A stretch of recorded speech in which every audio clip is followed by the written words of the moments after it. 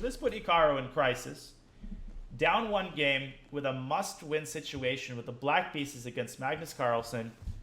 And now we are going to get down to the business of analyzing the second game, which of course was no less interesting than the first, although it took on very different contours. Let's see.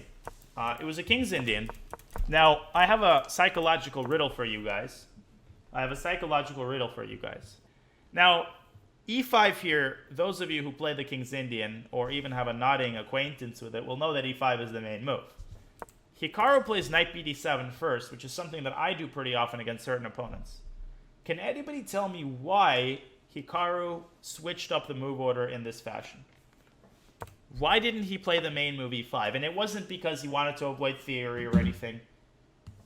Easy question, but it's important to get the pulse on the psychological subcurrent of the game. Yeah, so Magnus, of course, could have and would have played the exchange variation. And this line is known for its drawish tendencies. Magnus would never lose such a position, ever. I actually hate allowing the exchange variation, so I myself very frequently play the move knight bd7.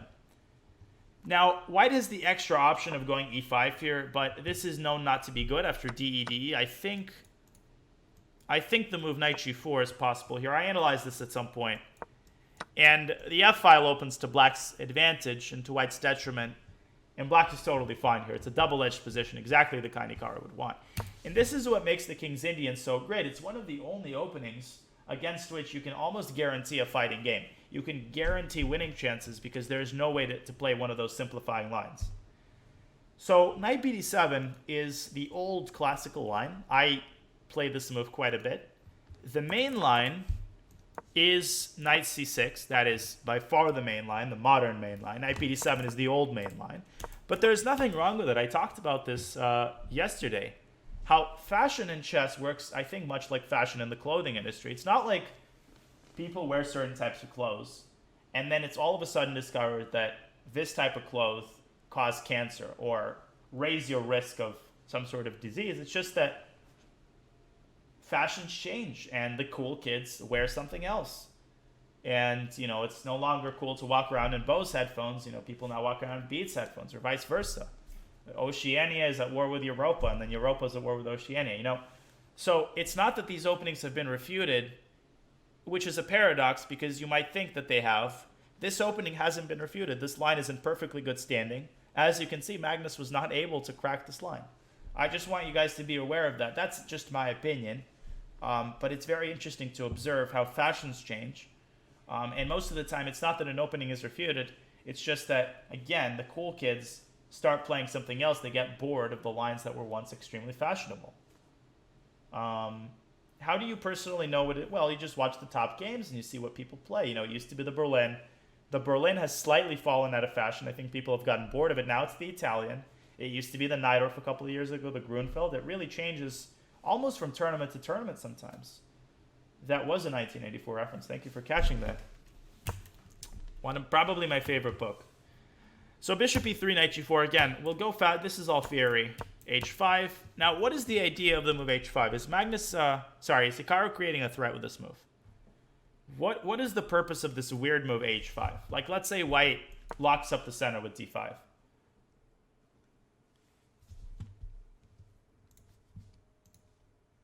As Dikayo correctly points out, g5 followed by h4, very important to point out. The fact that this knight is undefended doesn't help.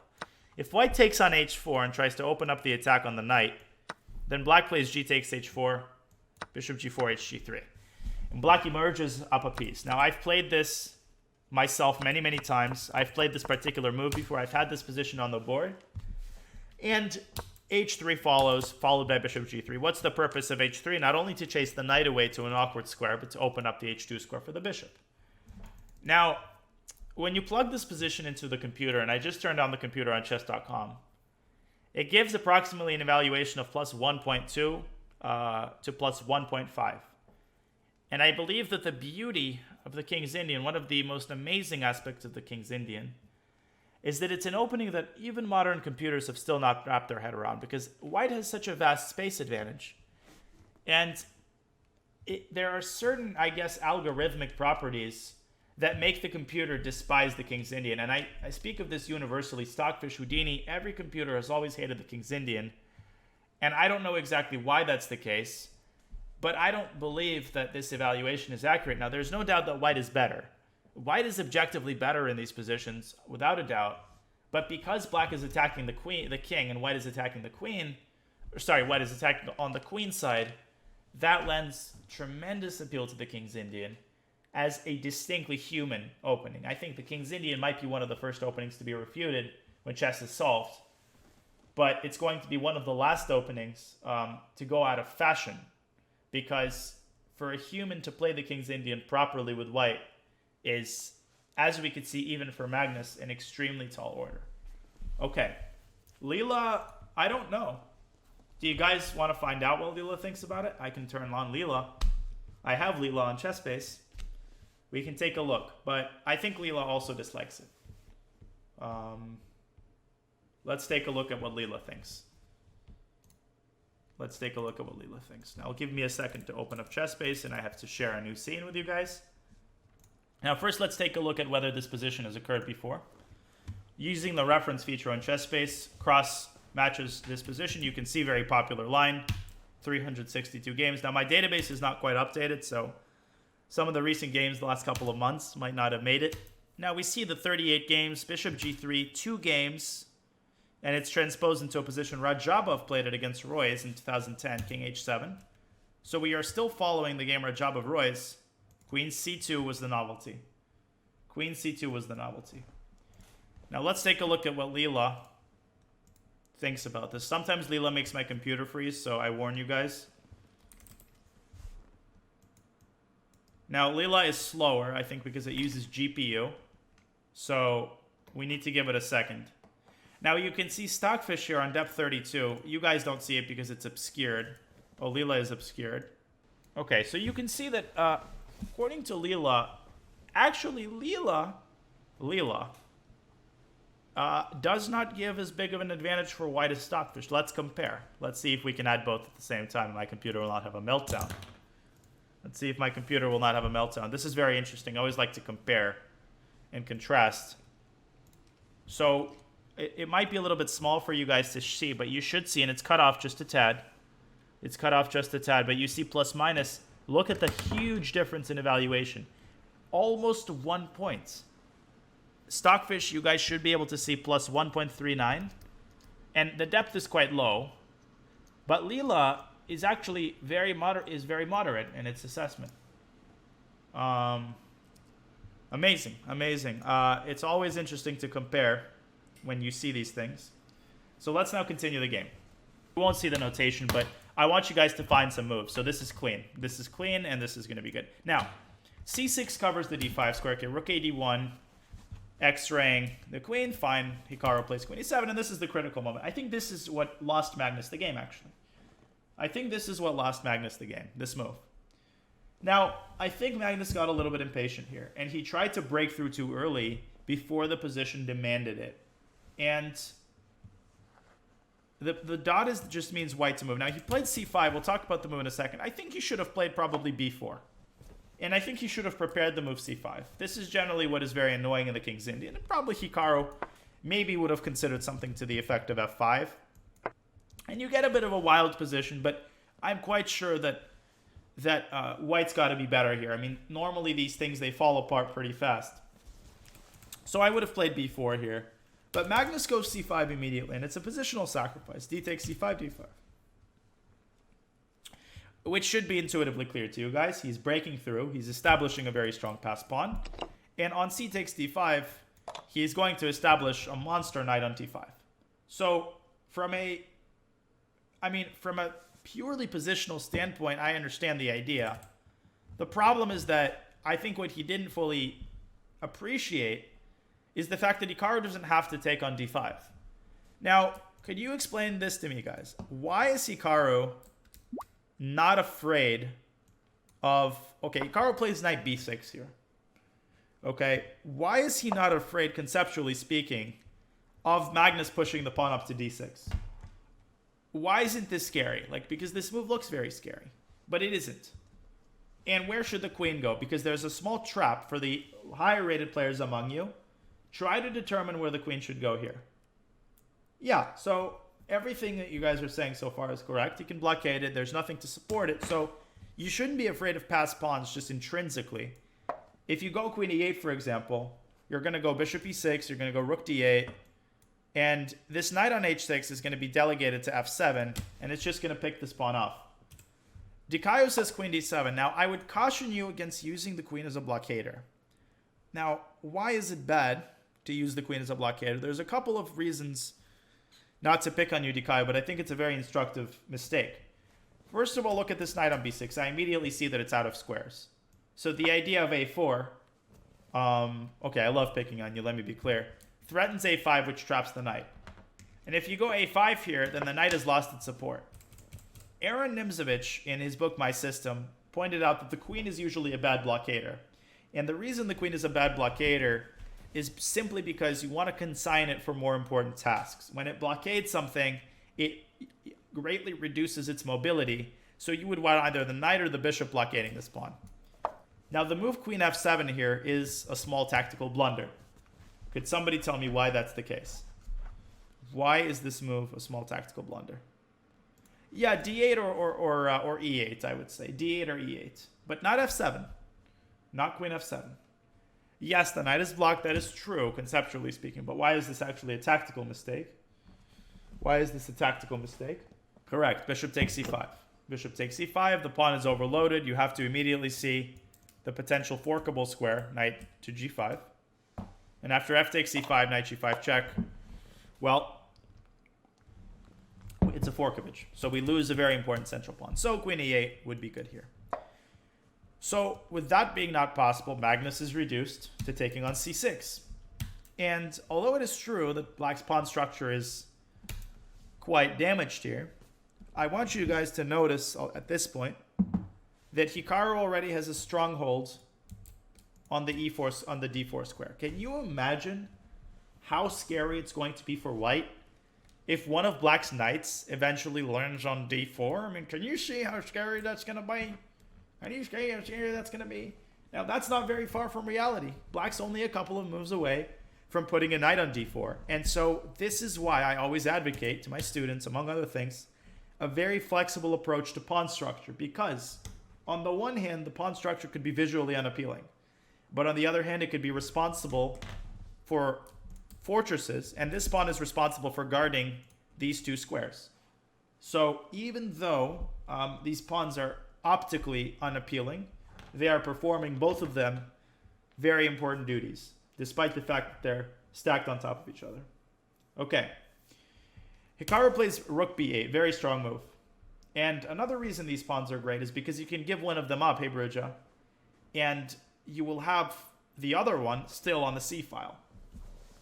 You're attacking the pawn, and black is also preparing to go to b4. So Magnus defends the pawn, rook b4 follows. Magnus has nothing better than to take this pawn, to which Hikaru responds bishop b7, attacking the queen, by extension attacking the e4 pawn. And after queen d7, of course Hikaru could have taken the queen, but why allow white's rook to get on the 7th rank? So can we essentially force the queen trade, but without allowing white's rook on the 7th rank? What can you guys come up with in this position? Now I know some of you saw the game, but what can you guys come up with here? But let's compel white into it. Queen f7 would be too passive. Rook f7 is correct. Rook f7 is very nice. Because you're attacking the queen, you're forcing the trade, and now this pawn is lost. This pawn is attacked twice, and I was going to say defended nonce. Defended 0 times. Magnus decides to at least get black's bishop for it, which is very much sensible. And guess what happens, guys? Remember that faraway time when I mentioned the d4 square? Well, guess frickin' what? Look at this beaut. Look at this monster on d4. Monster on d4. Look at this knight on h6. It was excommunicated for a while. But guess where it can go now? Now that the pawn has been eliminated from e4 and we update our perception of the position, we see that the knight is a beautiful path toward the center with knight f5. Not only is Magnus a pawn up, but black is the one who has the compensation, as they say. Well, I like this move. I don't know. I don't. Hikaru said it was a mistake. Well, maybe he thought knight f5 should have been preferred.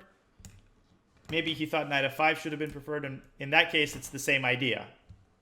I don't know. I thought knight f5, there might be bishop d3. But, again, let's not be too influenced by what the computer is saying. I think from a human perspective, it's a very strong move. f3 by Magnus, trying to involve his bishop on f2. And I think this position, rook a1, he doesn't want to trade, obviously. I believe that this was the critical position in the whole game. This won Hikaru the game, even though there was 50 more moves of intrigue. And don't worry, we won't look at all 50.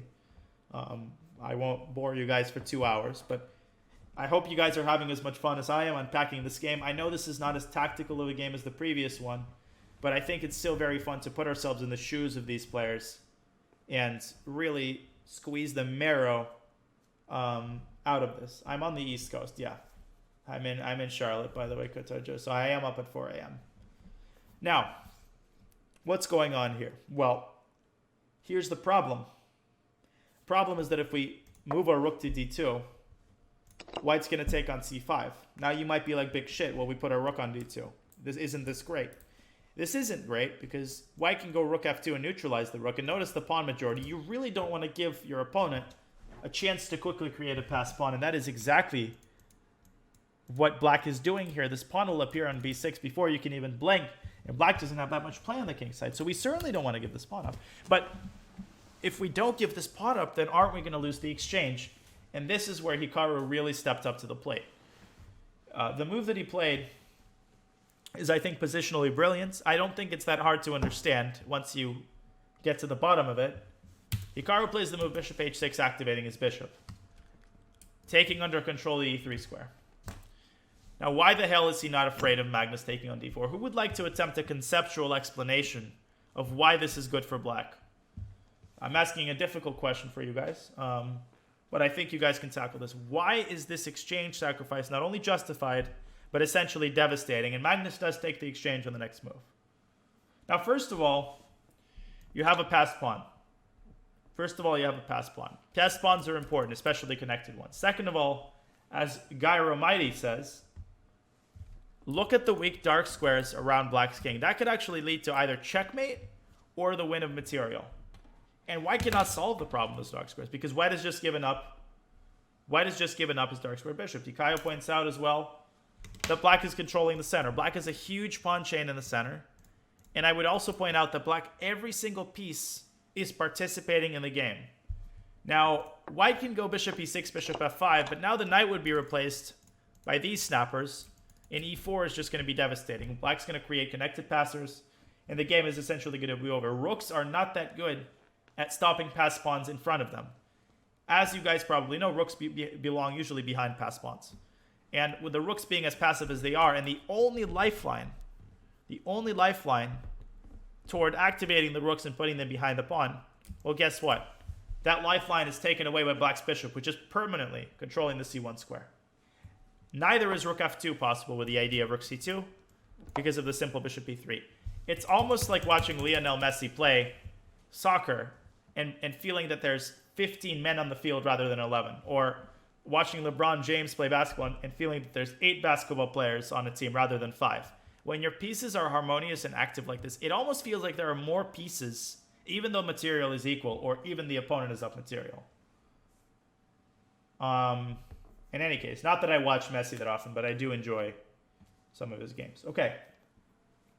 Magnus plays rook fe1, bishop d2, and here he acquiesces to the inevitable, because if he doesn't take the rook, then black has all the advantage of the position. At least he might suffer for an exchange. Rook d1, bishop e3 check. King h2, and now a very strong positional move. h4.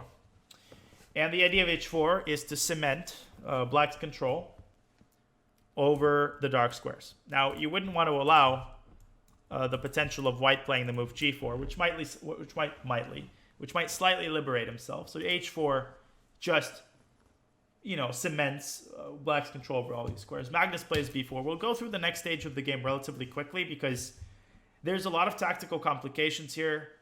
I know that Hikaru made several inaccuracies and he could have won the game faster. I know that Magnus procured serious drawing chances. I think that's less important than understanding the arc of the game. And I will leave that task largely to you guys. If you want to kind of get your hands dirty and plunge in, that's totally to be encouraged. But since I don't have a computer at hand, I won't attempt the daunting task. Man, now I sound like Anthony Fauci. Jesus. And before I know it, I sound like Anthony Fauci. Rook d4. Rook c7, checking h6. Now it looks like white's completely winning. I'm telling you not to wear masks. You should wear it. So it looks like black is completely winning. But in reality, position is harder to win than it seems. Magnus finds a very strong defensive resource, rook d7. Soon I'm going to look like him. Give me a couple years. And if d2, now I can't get that out of my mind. I feel like yeah. So e takes d4, bishop a4, and all of a sudden the pawn is stopped. And remember, guys, white has a pawn majority on the queen side, so you can't sleep on that. This passed pawn is going to be created very quickly. So Hikaru decides to eliminate this pawn, but he gives up the pride of his position. Now he still has, obviously, tremendous play on the king side. He's got all of his pieces playing. He's almost got a mating attack, and he forces white into total passivity. He retools his pieces. So the knight comes back to f5, opening up the square for the bishop. He's also indirectly defending this pawn because bishop e3 check wins the rook. And, well, he basically keeps attacking. And eventually, well, he takes another pawn.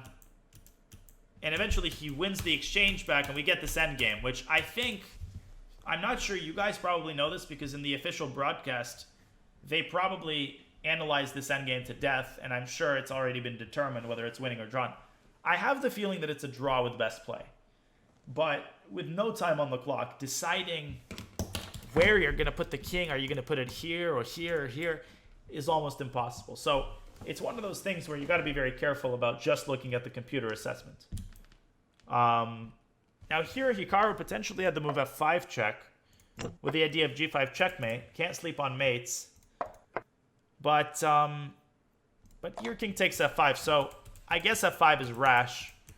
Hikaru brings his rook here. And how did he win this game? Well, eventually he basically put white in Zugzwang. I think he put white in Zugzwang. That's the whole point.